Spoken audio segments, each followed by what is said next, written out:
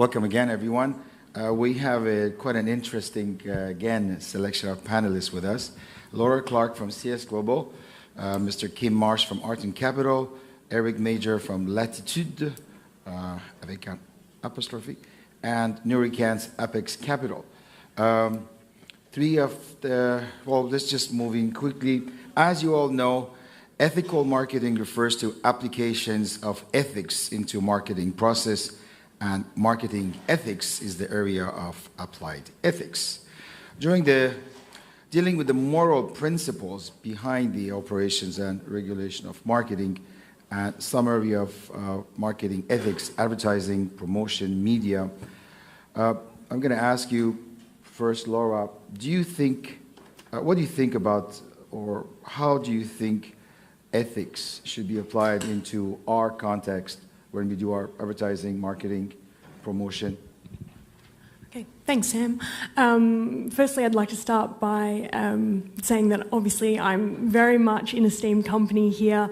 I'm relatively new to the industry, but these guys are coming from a slightly different perspective to what I am. My background is actually originally in documentary filmmaking, which obviously has quite a strong ethical and moral standpoint. And the reason that I mention this is that I think there are 2 points within the documentary industry that may be applied to our industry. The first is consciousness of the audience. So I think we must be very wary what we say and who we say that to. Certainly, CS Global Partners, we take a lot of pride in what we can deliver for the governments and working on the government's behalf.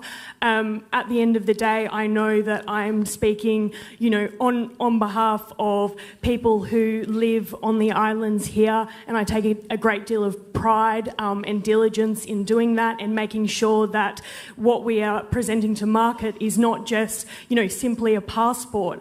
It is a citizenship. It is all of the things that involves, lifestyle, being part of the sort of the legal parameters around, that country.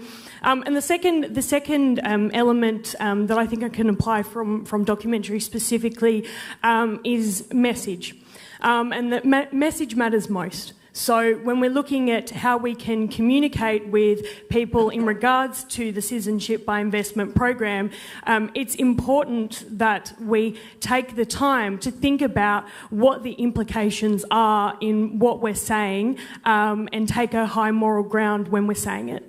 But Laura, coming back to the context of CPIs, you guys are the exclusive worldwide marketing agent. How can you establish the same ethical practices while you are the marketing agent of 2-3 programs? Let me put it very simply. When we talk about citizenship by investment at CS Global and on the sort of government advisory side of things, we do not talk about it in a way of simply selling passports. That's not language that we use. We also we like to create, I guess, an emotional value to the programs as well. So we look to represent by also being as honest and open and transparent about the processes involved with the programs too. So due diligence is one thing that we, in all of our messaging try to put first and foremost as a primary concern within that framework. And I think that is, very important because, frankly, due diligence is the single most important pillar of these programs. And, to use an analogy I think was used yesterday by Eric Schwartz, he was speaking about killing the goose that lays the golden egg, right? We want to keep these programs sustainable, and the way to do that is to be sure that we're using the language that's appropriate, that we're not talking about, Okay. Well, Nuri, do you think the current practices are done ethically? Current marketing practices? Yes.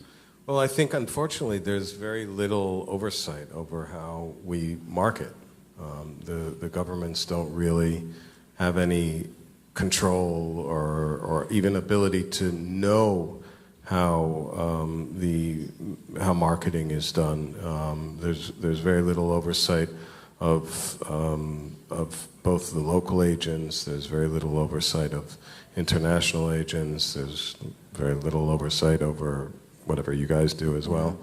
And I think that that's a very big problem. It's something that, I want to just point out that 4/5 of this panel are Canadians. This whole business sort of started in Canada, which we're very proud of. And it took many, many, many years to get Canada, to get the Canadian government to regulate the way that residence and citizenship and immigration is marketed. And I think that that's something that we need to work with the governments to create rules of the game. I mean, their governments have criticized some of the players for how they market, but they haven't. But it's just a subjective criticism because there is no rule as to how you are supposed to market. In Canada, for example, we can't use the words guarantee, that we guarantee something. We can't pretend to have a close relationship with the government, that we advise the government and that we work with the government, and therefore we can sort of help get any kind of result that we want. Yet we're all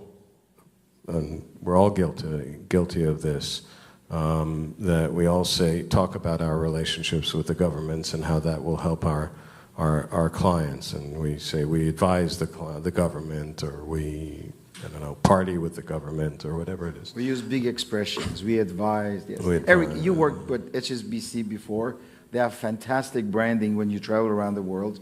I'm sure you've been out since then, but I mean, when you were with HSBC, when you're promoting the Canadian immigration program, Quebec, Canada, and when you were with Henley, and now, of course, with your latest company, Latitude, how do you see marketing being done in the industry, and particularly yourself within your frame?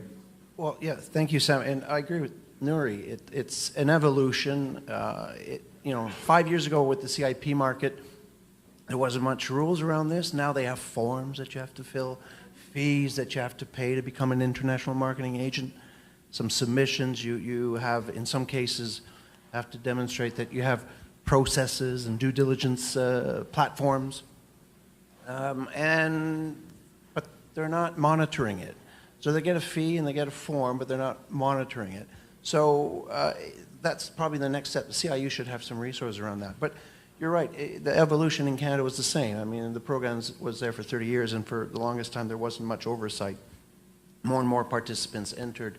And I think the way to go is the government should be choosing with whom they interact and engage and contract for the promotion of these programs internationally, and they ought to be selective. There's a lot of good firms out there who know what they're doing. They have the right networks, they have the right methodology, and they could do a good job, and therefore not abuse of the good reputation of a jurisdiction.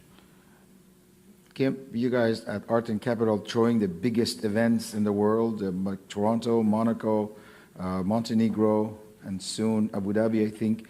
How do you see marketing? I mean, you guys, do you do it in such a way that it's impossible to replicate what you guys are doing unless you have very deep pockets? How do you see the industry? Are you setting a tone for everyone to follow? I think you have to ask Arton that question. He's very focused on branding, and I've never had any dialogue with him about his events, but they certainly are high end, and he spends the money when it comes to the different events. Obviously, he sees value in the branding that he gets from it, and he's trying to set a standard that perhaps others can't attain. I'm not sure. Let me talk a little bit more about what I know, which is the compliance world. I was with IPSA International, which became Exeger, and I'm recently with Arton Capital. I'm a compliance person. And one of the things that we did from the beginning, and we continue to do it, and you can talk to the heads of the CIUs here. It was a constant message. You need to have more than one due diligence service provider. You need to have a process in place to judge and to gauge the product that you're getting, and it has to be an ongoing process. You need to open up the doors to whoever can compete. And when we did the review of the St. Kitts program, and I'm not telling any stories here out of school, that was one of our recommendations. And then we took them through the process on how to select. So when you're in a free market system, let me back up. We don't want to live, I think most of us, in the former Soviet Union. There's no choices. And Nuri did. And I'm just using the former Soviet Union as an example because there was no choices, and it was all backroom deals. You need transparency and avoid any sort of exclusivity. And it was interesting. Eric Schultz and I were in an Eastern European country not that long ago, and that was one of the first things that the government official hit us with. There's no exclusivity here. We're going to be inviting other people in to talk to us as well. We said, great. That's what you should be striving to obtain. Laura, I come back to you because you guys are the marketing agents for some program. Don't you think it should be a bit your responsibility to maybe survey the market, considering you guys have offices around the world? You don't just sit and market the program. You actually are involved in the market. Don't you think you should also monitor the conduct of the people in the industry? Because effectively, yes, I mean, people are guaranteeing the process. And would that does that show an undue influence in the process by private people, private sector? I think there's probably 2 points to make here. The first is that we actually do monitor the market. So, one of my jobs, so speaking personally, is to look at, the various media reports that are coming out, how things are being published, and then how that program is then being positioned in the marketplace, and whether or not, we need to comment or to actually put a strategy forward in order to respond to that. So I think I can say that there is that happening. But then also in terms of exclusivity, as you're speaking, it's quite normal, I think, for a product in any industry to have an exclusive arrangement of marketing with a provider. I mean, if you look at, I think it's VSF Global, they're a marketing agent that has the exclusive arrangement for immigration and visa. That's not true. In the UK. No, it's Yes. actually specifically in that example, they've required for 3 companies to do that. So there are 3. My understanding is they're 1. But what I'm trying to say here is that, there is normally a key provider who is, developing the construct and the messages, and then from there are other collaborators who will then adopt that. And I think that's what the ethical frameworks, that's kind of what that means, is that there should be, standards and practices in place that are set by the government, and then as a flow-on effect, that is then adopted by the international marketing agents. I don't think the issue of exclusivity is really an issue here, because some people might decide to work with someone exclusively, some might decide to split the market. But the point was, asking you do monitor the conduct of people working within the program that you're exclusive. Eric. Wait, do you report back to the government on these kinds of things? Like you monitor all the international agents and then you put together like a... Well, this is speaking purely from my role. Obviously, there are a variety of things that happen within our organisation that are beyond my remit. What I can say about my role is that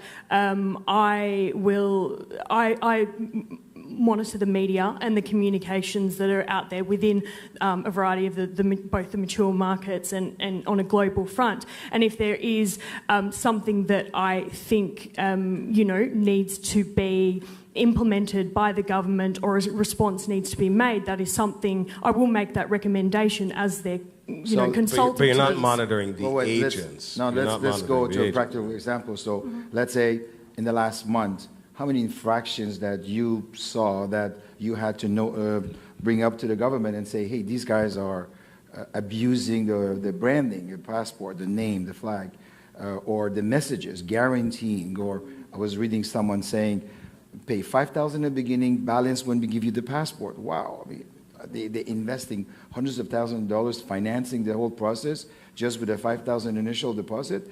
That gives a wrong impression to anyone that, hey, how could you guarantee such a process? I mean, how many times you've done that in the last month? In the last month, I mean, it's a difficult thing to quantify, just a number, right? 5 times, 20 times, 50 times? Myself, personally speaking, I would say maybe there are a few, and specifically from the China market, there's probably 4 to 5 articles every day that I believe are not in keeping with the general message and tone that we want to portray these. 4 or 5 a day? Yes. They talk about, but then it depends on standards, right? Because, some people, including people on this panel, are quite happy to speak about, passports. We don't use that language. We talk about citizenship, and when we refer to passports, we refer to them only as the document in your hand because it's so much more, right? So my standards, again, are probably might be different to others. And one thing I will say in addition to that is China, it's the language around tax and tax paradise and CRS and the circumvention of that, which is obviously problematic in a more global sense. And then in the Russian market, it's more about banking, passports, and that language, which I think is also equally as problematic. So we do work with both PR agencies in order to respond to this and implement strategies in order to make sure that we are making a splash in the market in a positive way to overcome some of that slightly what I would consider negative or not well-positioned press. To the Canadians, what can we take from our industry, what our government has created for us as a framework, and we pass it on to these good people here and say, well, you know what, you should follow these practices. What are some of the things we could suggest to them? Well, maybe a little bit outside the realm of marketing. I'm not quite sure whether it can be applied, but you may remember the old days in the Canadian Immigrant Investor Program. Prior to 1999, there were private sector funds, there were provincial government funds, and all of that was in a competitive landscape. But the end product was still a Canadian permanent resident visa. And as the market evolved, of course, the next fund was there to try to bring some attribute, mostly around pricing, to be more competitive than the other. And so all that evolved to a point where the Canadian government said, well, we know where this is going. We've been using the term for the last 2 days, race to the bottom. So they intervened and created the Canada Fund, albeit leaving Quebec aside to continue with its own program. Now, that's a tall task to think that we could gather 5 sovereign nations to sit around a table and come up with a single fund concept, one single unit concept, promoting not a country per se, but a region, but having some form of allocation of what that fund ultimately gets collectively and gets distributed amongst the 5 nations. By the way, when the Canadian program did create in 1999 under this one single fund, at first there were only 3 provinces who participated, and by 2010 I think we had almost all except Quebec, so 8 or 9, let's say. So it was a journey, but we're just touching on it for the last 2 days. All these challenges around harmonization and commonality and competitive race to the bottom. How do you solve that? Marketing's part of it. There's ways to. I mean, already on the real estate side, we're seeing a lot of creativity being developed as to how to render that segment of the programs competitive to one another. But there seems to be this notion, let's try to keep the contributory levels at a common standard. But if we really want to get this right and fast forward at 5 years from now, because otherwise the pressures will still be just too high, there needs to be some kind of maybe CARICOM, the 5 nations getting together and really sorting this out. I mean, I don't know if it's feasible. I know the dynamics of some of these islands, very, very challenging. But otherwise, the pressures will not go away, in my estimation. A few months ago, we saw a nice cliche, seeing the son-in-law of President Trump representing Kushner family going to China and pitching to the rich Chinese families that invest in our properties and get your U.S. residency through the EB-5 program. Talking about the ethical marketing, what's your take on such promotions when you put yourself next to high-profile people and use these sort of messages? Do you think, what's your take on that, Kip? I think the perception is horrible, and you should do everything possible to avoid those types of situations. We had a situation in Canada where our new Prime Minister took a trip down to the Bahamas with a very high-profile person and was on a private jet, and it became public information, and he was criticized very strongly. When you're in a government position, you can't behave the same as you did when you're a private individual. I think that there needs to be strong rules around tendering. And there has to be, once you get over a certain threshold, it has to go to tender. And if the government decides not to send it to tender, then it has to be documented for his or her reasons. And then that is open to the public to see if anybody's questioning it, especially a competitor. There needs to be rules around gifting. Many cultures, when you go, it's automatic. What kind of gift are we going to give to the Prime Minister or whoever else is coming in the room? And some of them can be extravagant gifts. You need policy around that. That needs to be reported, and there needs to be a clarity and transparency as to what you got and where did it go. Did you re-gift it to your wife for Christmas? I hope not. Well, in the same context, how would you put then exclusivity next to this concept? It's also project the same indirect line, where when you use a public figure like Trump's son-in-law, is it the same message when you say, I'm exclusive, you only have to deal with the government through me? Do we have that in Canada? Eric? By the way, it was Jared. It wasn't Jared, it was his sister. His wife. Sister, yes. So, exclusivity and public figures.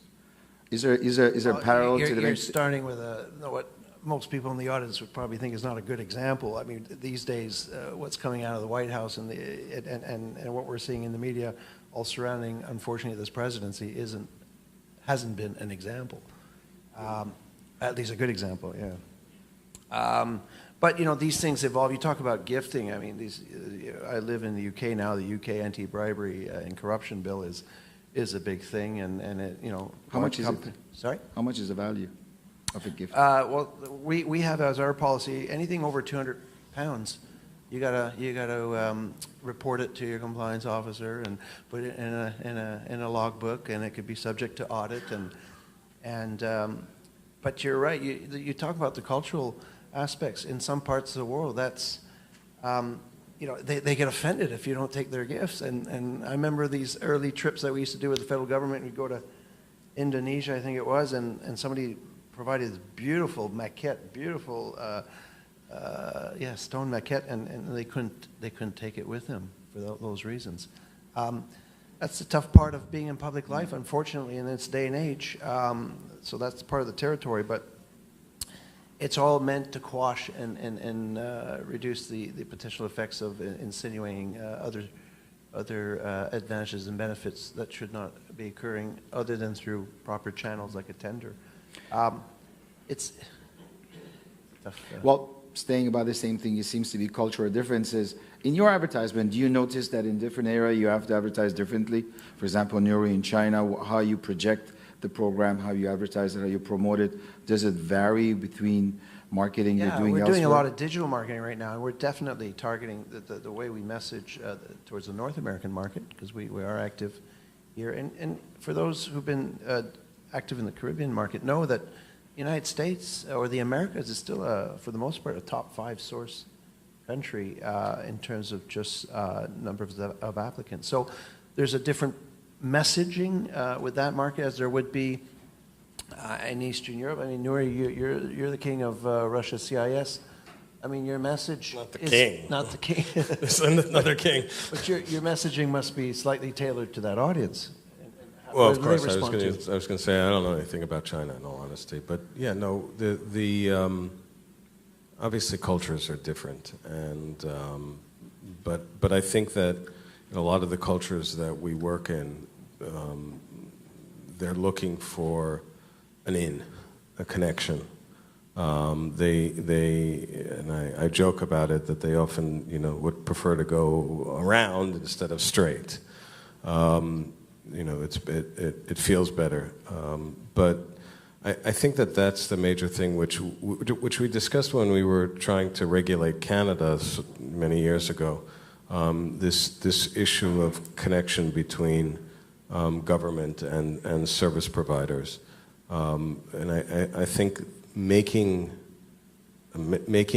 mention of that, or taking pictures with politicians, showing these close connections, I think that is really something which obviously would be not acceptable in other places, but is in the North American standard, but is something that is looked for, which is why it is done in our source countries. Our source countries in China and Russia and elsewhere, they like this extra connection that companies say they have with the government, and it's really bad. Now, having said that, if we look at the context of these countries where politicians are a lot more accessible, they're accessible to their own people, to their not just to service providers. I mean, the service providers.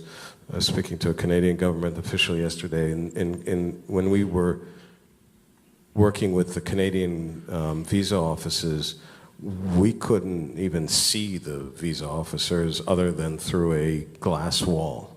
There was no connection, and it was understood by both of us that we're not allowed to go out and drink beers together.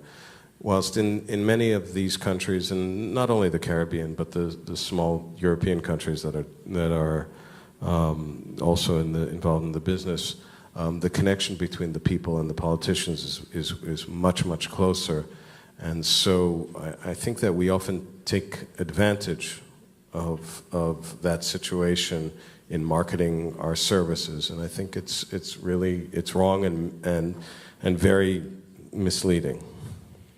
We've been talking about unity, working together, but do you think this is time to start a watchdog controlling, monitoring people in the industry, what they're saying, how they are saying it? At the CIU level, I mean, particularly those who are the governments that are collecting a fee and getting international marketing agents to fill out a form and provide credentials of their capabilities in international markets, you would presume that, and I went on the internet today, actually went to find out how many are there. In Antigua, there's 149 international marketing agents. I think I paid 10,000, Chris, we paid 10,000? They were free, now it's $5,000. It just became $5,000 this week. This week? This God, week. I should have waited. I submitted it too early. But St. Kitts has 60. And Grenada has a little bit less at 32. But anyways, the point is that there seems to be already, and frankly, having been involved in the design of some of these programs, we made it very clear it's important that you regulate who you empower with the ability to represent you and promote the services, the country, and the nation. And so they bought into that, but where's the person doing the monitoring? No. Well, they are. Well, in St. Kitts, I wasn't aware that St. Kitts. CS actually had that function. Do you guys do it for any other countries, CS Global? For other Caribbean countries? It's just St. Kitts, or In terms of the monitoring what people are saying of agents. out there, agents. Oh, right. I see. Look, it depends on what our partnership is.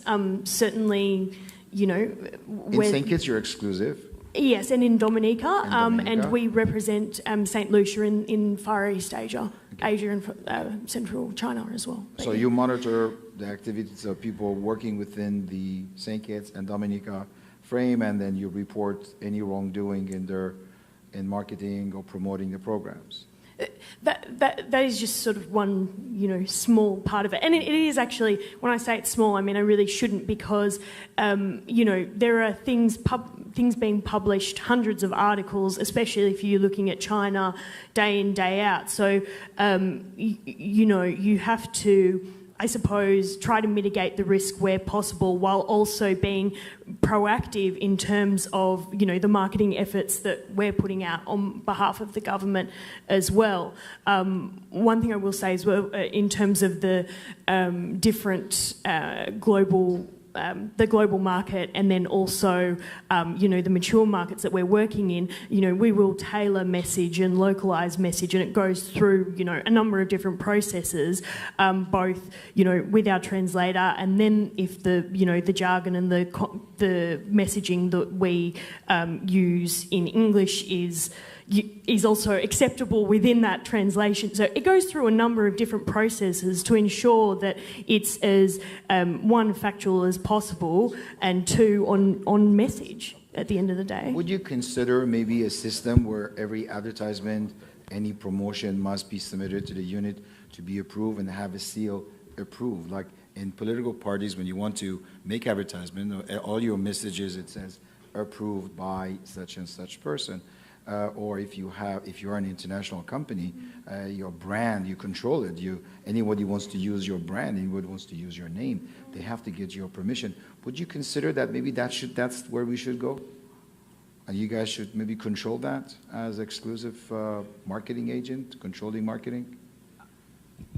I think, speaking in terms of the work that I do, certainly, obviously, there's various states of approval to make sure that, it's in keeping with what we, want to achieve with the governments and in consultation with them, and that, we actually recently, when we reworked the branding for the Dominica Citizenship by Investment Program, as an example, that went through a number of processes in order to get it refined and perfect and in keeping with what the vision of the government was. That's the program, you're talking marketing. You're talking about marketing.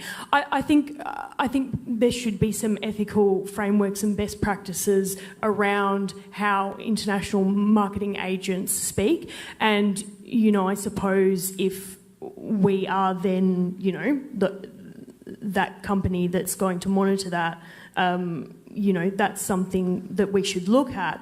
But having said that, though, having someone that is external and, not wearing a variety of different hats may also need to be looked at. So I think there's some collaborative efforts. Eric, anything to add to this? Suggesting pre-approving? Maybe CIPA could have some oversight, a little bit of oversight over this. I still think it's in the game of just choosing your partners properly. You're right, you just said it earlier. You wouldn't give to just anyone the right to promote your company, your brand, your message, without clearly knowing how good they are, and therefore you should be monitoring that. I'll give you an example of, in the extreme, if somebody was given authority and they did a bad job, they get retracted. In the extreme, I saw in Grenada actually just this morning, going to their website, that something pops up that says that this company is not representative of the program or the government.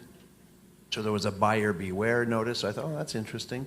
I know that when I submitted my application, they were in Antigua, they were very clear. They said, you have to put a link to our website on your website. I said, yeah, that makes sense. In fact, we applied it after that to the... So there's certain... Again, it's a journey. Yeah? These things are a journey. Canada 30 years ago versus what they're doing now. Even here in this space, there's been some improvement. But, if Antigua's got 130 authorized international agents, and they've all paid $5,000 or $10,000. That's to got to control. earn a salary for somebody that do a little bit of monitoring, because there's a lot of questionable language, messaging, false branding happening in the internet, and it's an important thing. There's also some complications around, the creative treatment of actuality, right? Because, just because, say, you have a Facebook ad, and you're targeting that in a particular area, and you have on it, an image of passports, like actually physical passports, and then underneath it you say, 200,000 or something like that. Obviously, I think that's principally wrong to do that. Does it send a clear message? Yes, it does, but it's not, a message that upholds, all of the various elements of what these programs actually entail and what these programs are doing for the country. Because at the end of the day, what we want to do is to be providing support and supporting these governments in order to create, money and, stimulate growth and prosperity within the country. That is the single most important thing. And, again, I talk about the sustainability of those messages. Just because that might be effective, for a couple of weeks and you get through a few more sales, what's that actually doing when, you've got other countries like the US and the OECD cracking down on, We're going to talk about one last topic, and then we're going to take some questions. There's been a lot of attack on these programs, on our programs, your programs, where there's a lot of negative press. Do you think there ought to be a think tank to create an antipode to all this? Give examples that is not just bad guys coming here, there's bad guys going all over the place, Canada, US, UK? A quick comment on that, Sam. Absolutely. I think education and messaging is vital for the industry. I was called recently by a journalist, and they want to do an expose on the programs in the Caribbean, sort of like the 60 Minutes thing, which was a disaster, and I thought it was really bad journalism myself. And there was so much misinformation and they were asking questions, and I said, well, no, that's not the CBI. And they really didn't even understand the difference between how did a diplomatic passport get out there versus an applicant for a passport. And I urge the industry in this region, they can do it on their own to get the messaging going and educate people. Eric, do you think this is a must? There's a clear movement by liberal media, and there's these associations out gathering to really want to detract what we're trying to do. And this whole, it's a Western movement. That's why we have Brexit. That's why we had Trump. This whole, we got to take control of our borders. We got to slow down this globalization machine. And anyone who has means that allows themselves the abilities to acquire these privileges, has got to be a bad guy, right? That's the mindset when you talk to these journalists. That's the mindset in which they come. So, when companies have those kind of situations, they elaborate a counter message, the message from the perspective of the region, of what goods are being developed from these programs. And the advantage we have now is that we've had the passage of time, and St. Kitts has got great stories of how that money's been utilized. As you know, I was involved also in Malta, and that story is just now being developed as to what the hell is that money being used for, and what good is it going to be used for. So there's that element as well, and obviously from the client perspective, how it's an enabler for them and their family and their next generation. So somebody's got to get out there and promote that now. No, we must do that. Well, thank you very much. We have 6 minutes left, so if you have any questions, please feel free. If no, I'm going to ask them. So it's your turn. Any questions? Yes, sir. Prime Minister. I want to address the issue of the exclusivity. It's not working.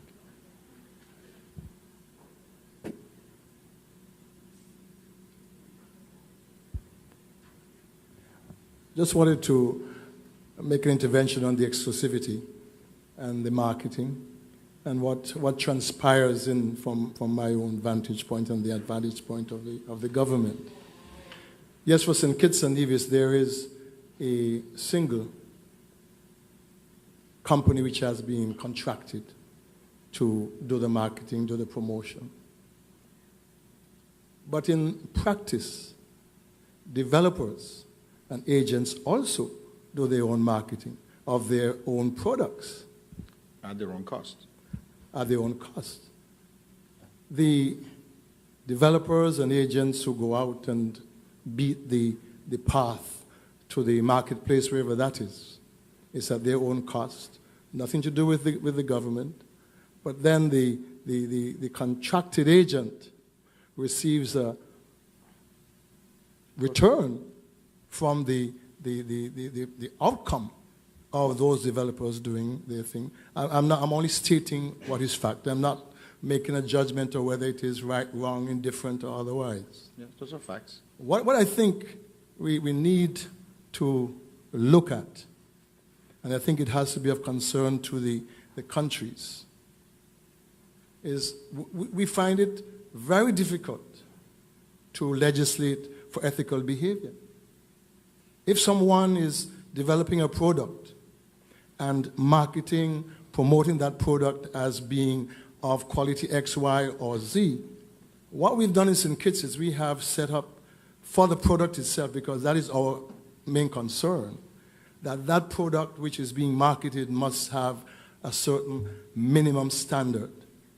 Otherwise, we will not approve that product for whomever to put on the market.